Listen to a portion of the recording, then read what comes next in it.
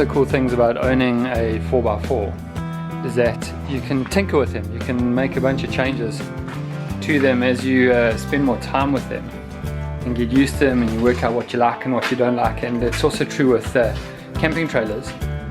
It's not to say that when they come out of the factory they're not great, but it's more about like the little things that you like personally and then changing them to be able to do that. I recently installed a little gas strut. So that's this guy over here, and that basically holds the lid up. It sounds like a really stupid thing, but when you're in and out of it all day, it's a mission having to either prop it up with a stick or hold it up with your head.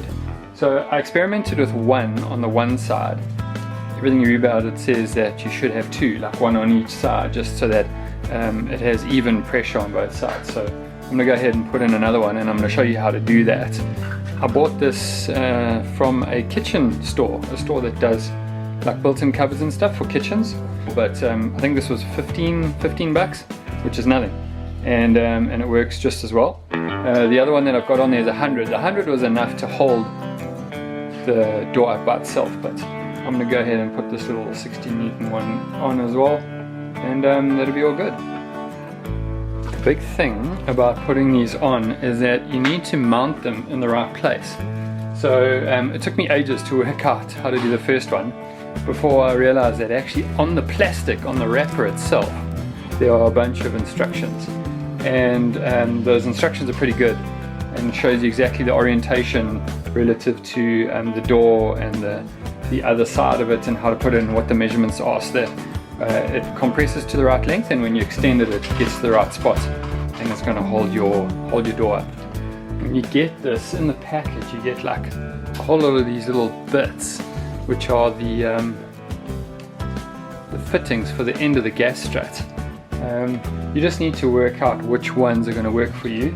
So I know, for example, that this round one is going to be right for me. In the basic kit that these come with, they come with like little screws, which is not going to be very useful for going through the trailer. And so what I've done is I've bought these little bolts. They come with a little nylock nut, which is really good, so they won't rattle loose.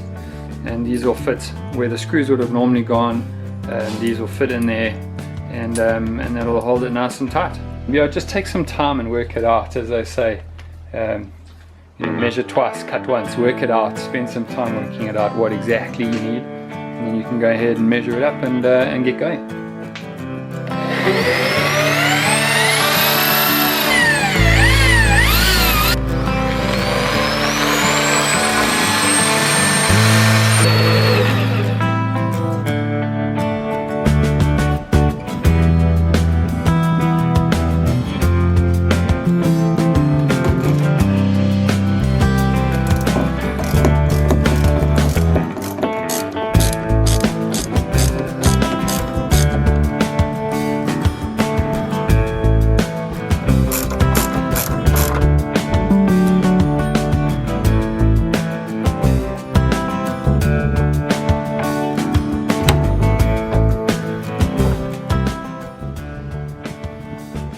There you go, another little job done, another improvement on the trailer.